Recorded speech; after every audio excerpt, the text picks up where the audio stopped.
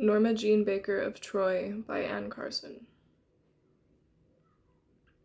Enter Norma Jean Baker. Prologue. This is the Nile and I'm a liar. Those are both true. Are you confused yet? The play is a tragedy. Watch closely now how I save it from sorrow. I expect you've heard of the Trojan War and how it was caused by Norma Jean Baker, harlot of Troy. Well, welcome to public relations. That was all a hoax. A bluff, a dodge, a swindle, a gimmick, a gem of a stratagem. The truth is, a cloud went to Troy. A cloud in the shape of Norma Jean Baker. The gods arranged it, sort of. They flew me to LA, locked me in the suite of the Chateau Marmot, told me to learn my lines for Clash by Night, a film with Fritz Lang, the famous director. That's enough about him. Speaking of ignorant armies, though, that cloud scam fooled everyone. Maybe 1,000 Trojans died at Troy. I feel bad about them. I feel bad about me. You know the phrase, box office poison? How to redeem the good name of Norma Jean.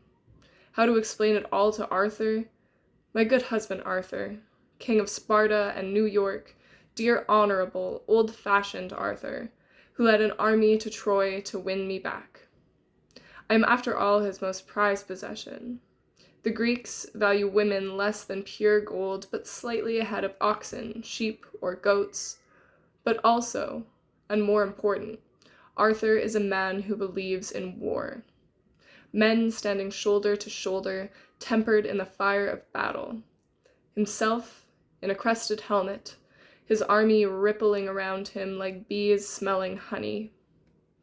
Arthur gives thanks to the gods every day for the precision of command, which makes order of the anarchy of his heart.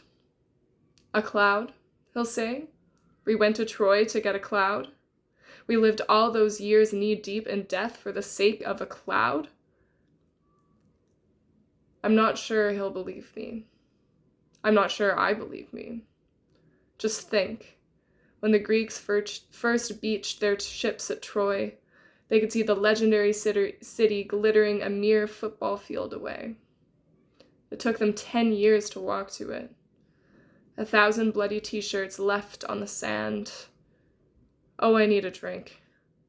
Or a big bowl of whipped cream. I've got to think.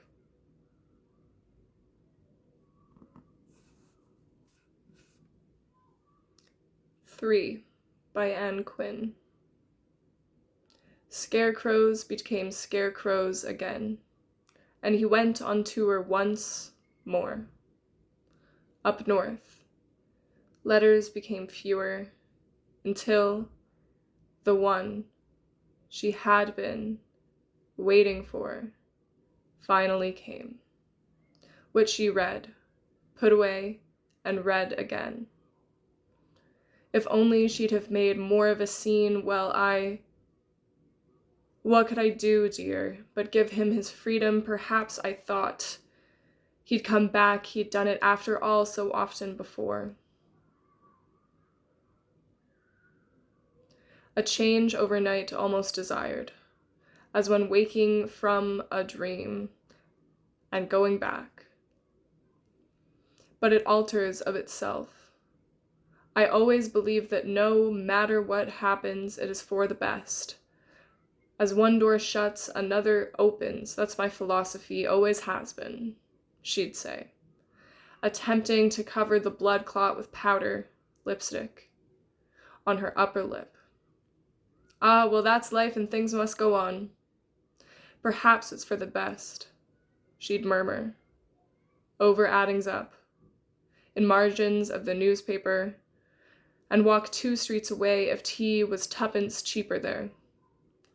Stand for hours at an auction, buy Windsor chairs, strange antiques, usually the color of blue, make do with broken spectacles, teeth, slippers, and weird wiring that made men wince, draft-proof strips, cut out of lino.